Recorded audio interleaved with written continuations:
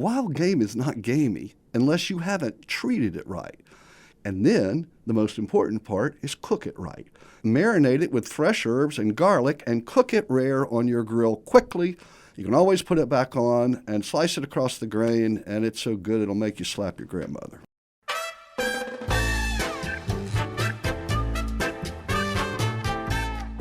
I'm Robin Sussingham, and this is The Zest.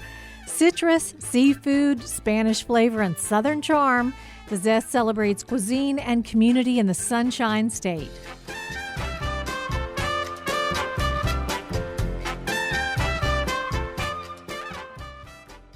This week, we're living off the land. Locally grown and sustainable are more than just catchphrases for our guests.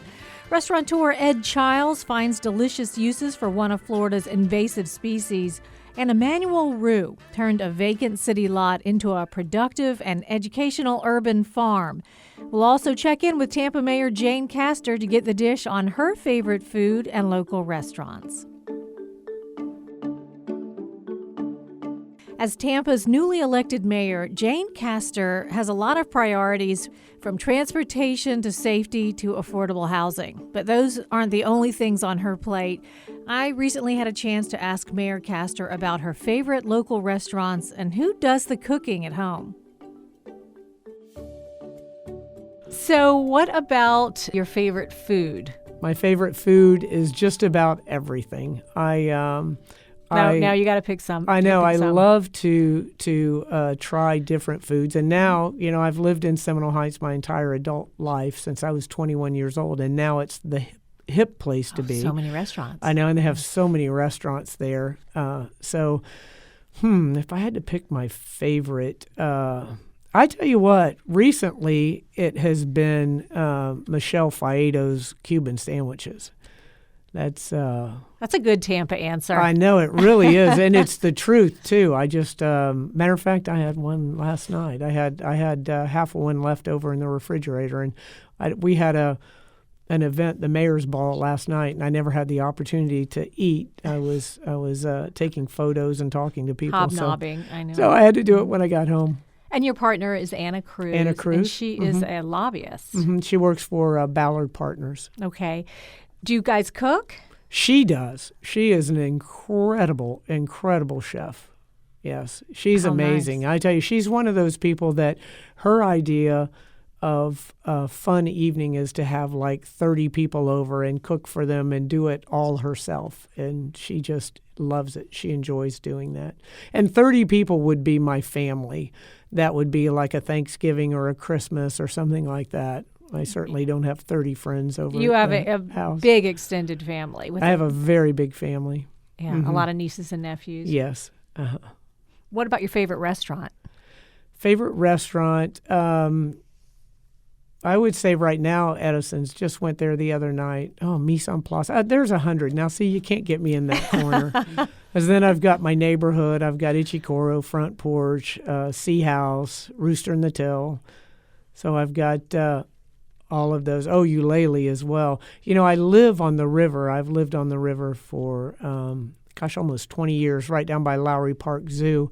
And as I tell people, certainly not during the campaign. I haven't been out on my boat in way, way, way too long.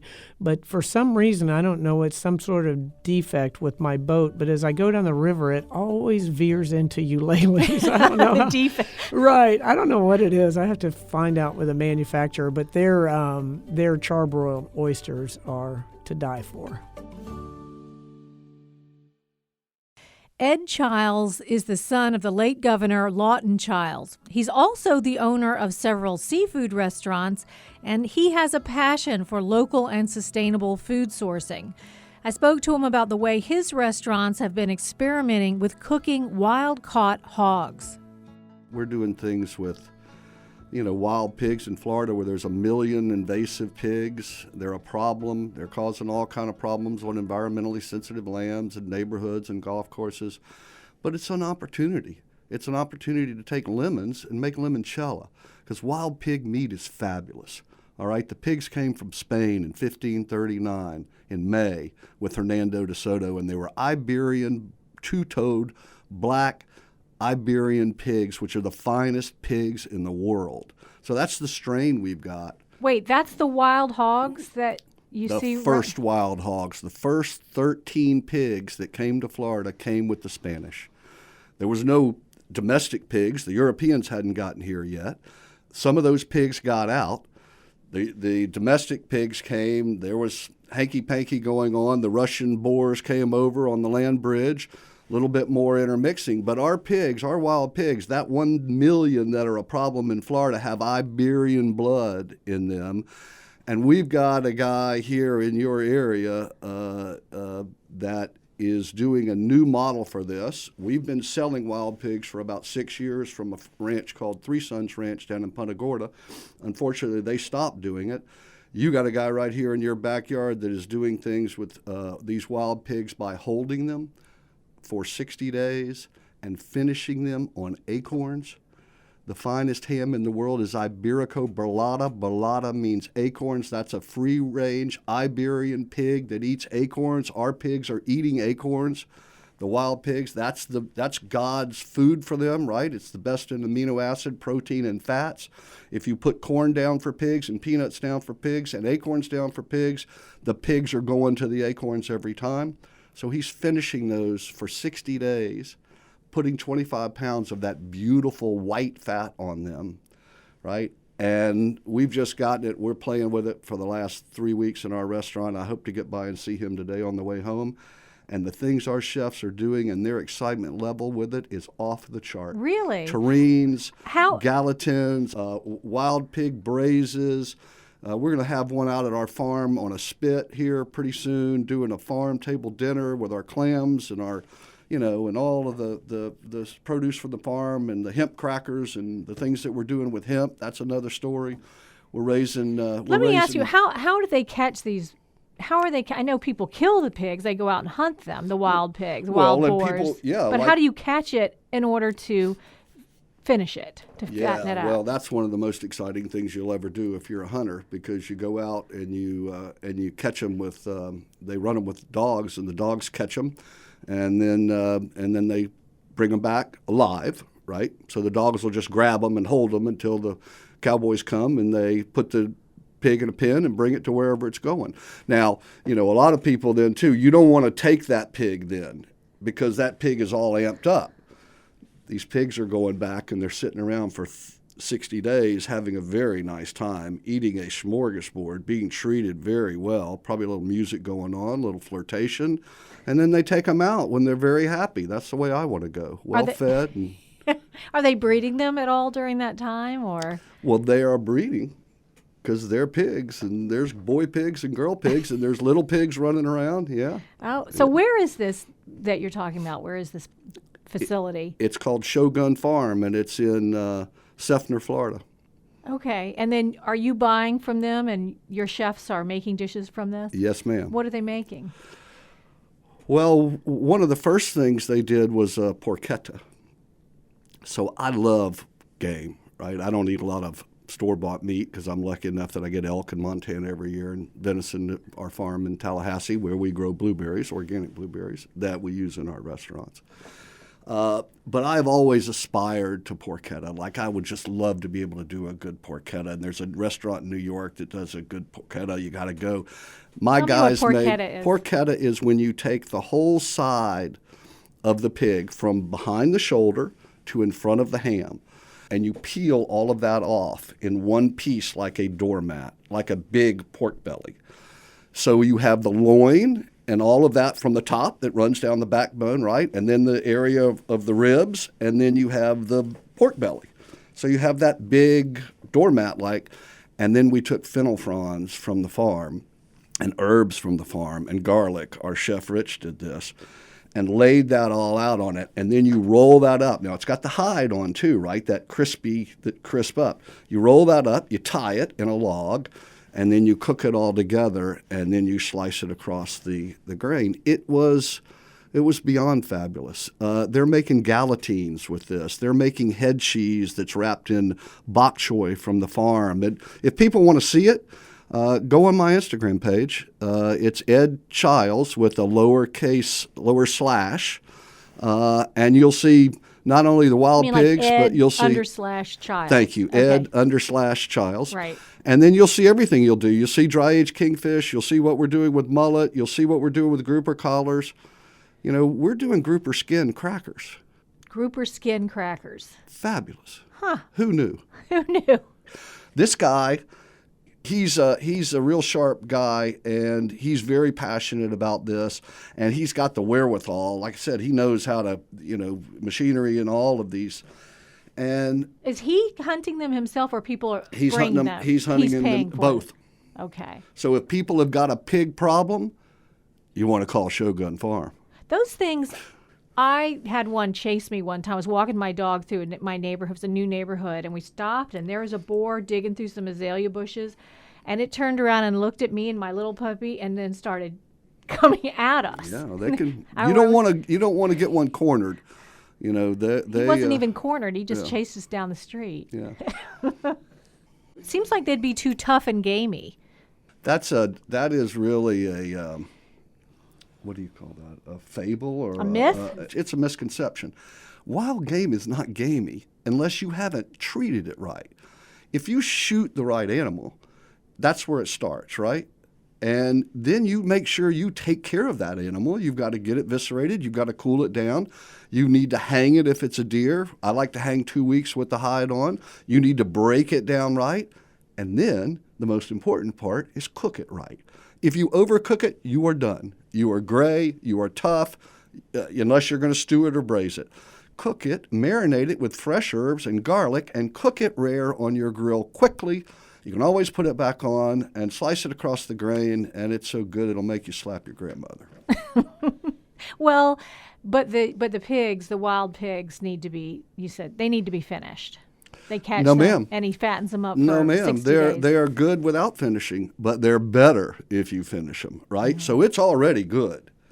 Now you get an old boar hog or something, it's going to be stronger. Again, if somebody hadn't taken care of it right. But Keith Mann, who had the other pig place before they quit doing it, the wild pig operation, he always said to me, "There's no good pigs and bad pigs. There's just choice cut pigs and sausage pigs." Right. But that's what it should be about. It should be about full utilization. Ed Chiles, it has been a pleasure talking to you. Thanks.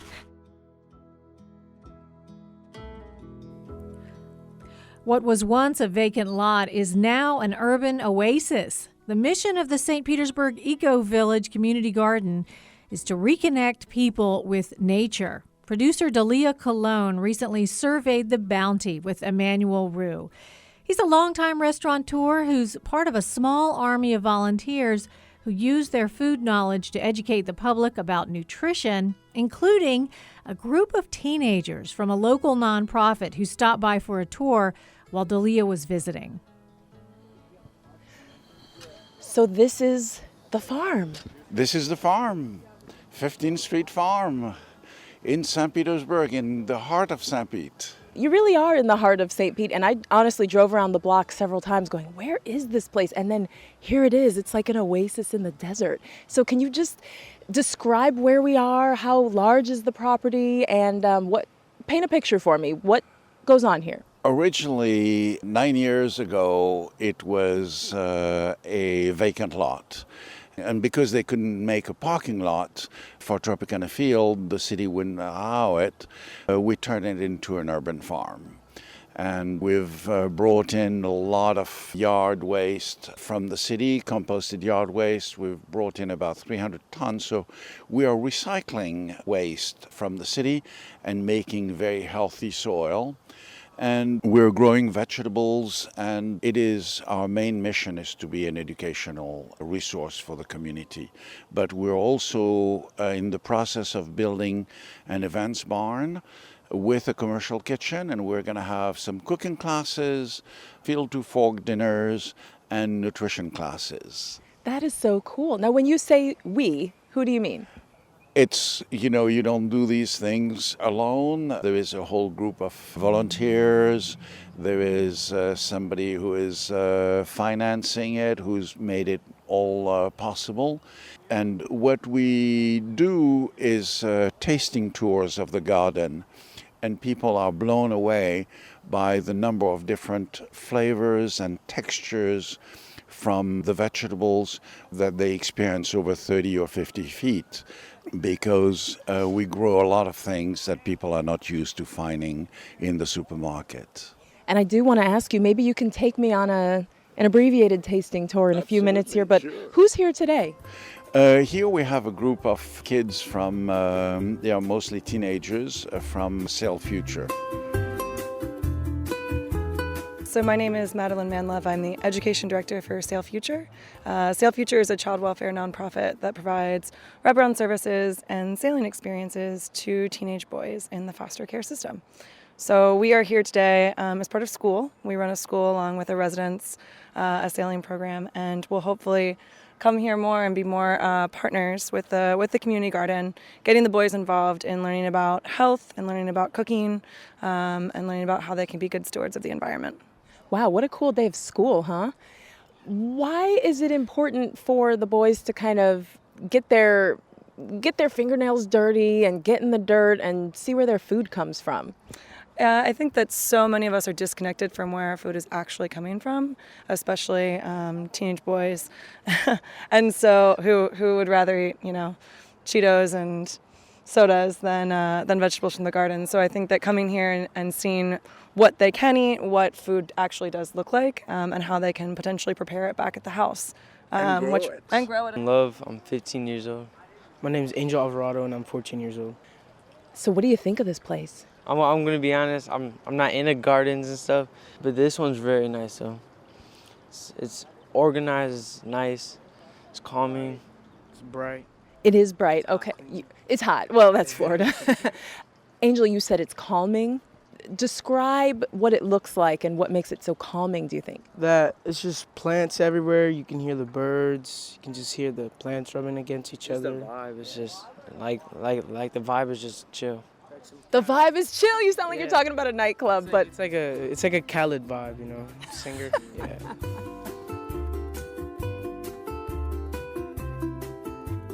Can we walk and talk? Absolutely. Okay. So here we have shishito peppers, and the shishito peppers are absolutely wonderful grilled in a cast iron pan or on a grill with a little bit of olive oil. After you take them off the grill, you add a little bit of olive oil, salt and pepper, maybe a little bit of Parmesan or a little sriracha sauce, and it is an absolute treat. I like that right off the bat with the cooking tips. Okay, let's keep going. And the fresher they are, the better they are. It doesn't get any fresher than this. No, that's right. And behind you we have some collards. Next to you... Whoa, can we just stop on the collards? The collards are like half my height. How do you get everything so robust? We don't do it. Mother Nature does it. Here we don't grow vegetables, we take care of the soil. And nature grows the vegetables. Give me some tips for taking care of the soil, because I try to grow stuff at home and it does not come out like this. What am I doing wrong?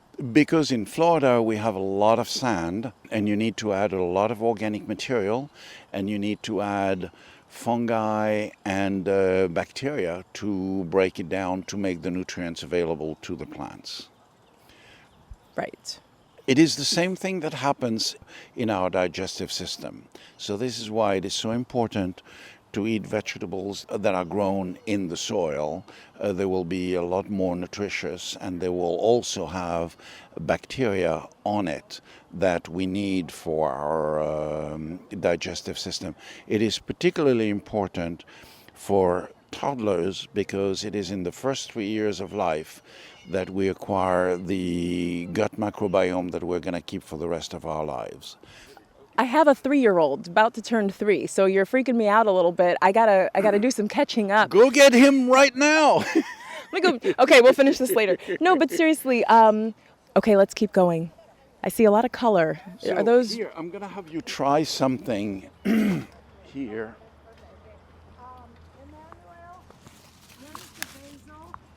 So this is radicchio? Yes. Okay. And I'm just gonna On the table. eat it straight out of the ground. Okay. It's beautiful. And I just eat it. Yes. Okay. And the radicchio, when you open it, it'll be all say that again? red.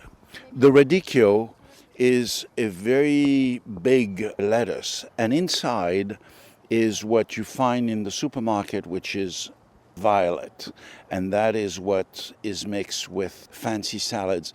I've seen some radicchio, the heart of radicchio, for sale in New York for $38 a pound. Amazing. Only in New York. So radicchio is bitter, and when you eat it like this, you probably felt the bitterness. Yep. Everything that is bitter is very good for you, essentially for your immune system, because it puts your immune system on alert and it gives it a boost. When you use radicchio like this, the green leaves, you mix them in a salad with other lettuce, it really becomes very mild and very pleasant. It adds texture because it is a little leathery. So it is not just the crunchiness of the iceberg or the mildness of butter lettuce. This adds another layer of texture and flavor. That's a great tip to kind of make it more mild by mixing it with other greens, because that was good and very fresh, but that was straight radicchio. Challenging, yes. Challenging. That's a nice euphemism for it.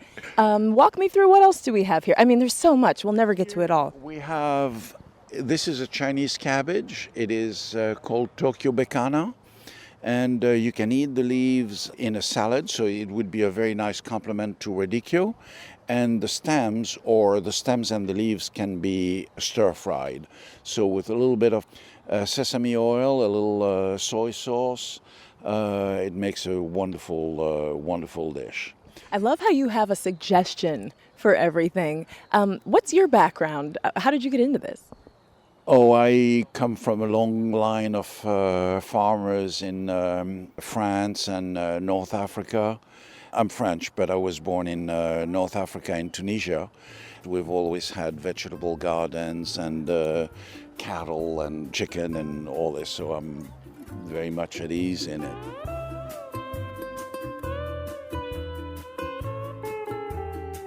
My name is Jonathan McGregor, and I'm 15 years old.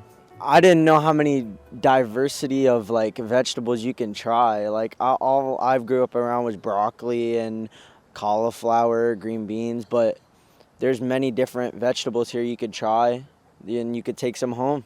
I just would like to thank Emmanuel for giving Sail Future this opportunity to come here, and I did not think that I came here tired. Like, I was not awake at all, and just being around all these plants got me woken up and ready to go out and plant seeds and grow my own. I just didn't expect for there to be this much diversity of food. And this is only the beginning.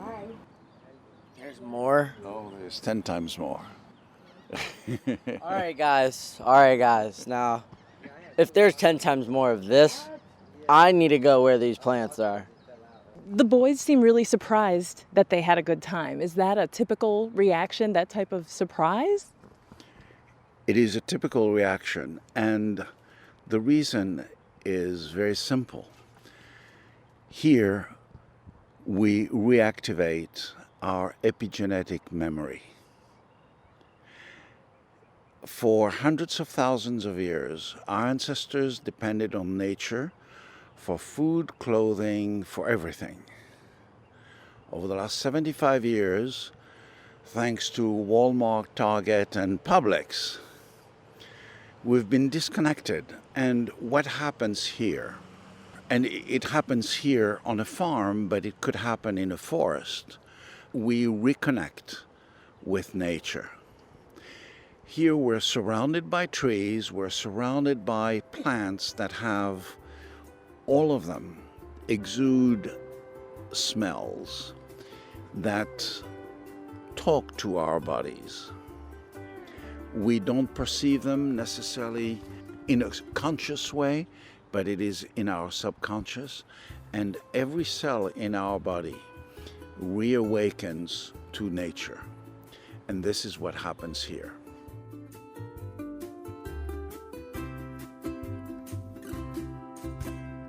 That's Emmanuel Roux speaking to producer Delia Colon about the St. Petersburg EcoVillage Community Garden.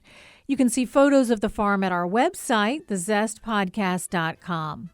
And Emmanuel sent us a personal recipe for cooking some of these gorgeous garden vegetables. You'll find it at the website, thezestpodcast.com. That's all for today. You can find us on Facebook or Instagram at The Zest Podcast.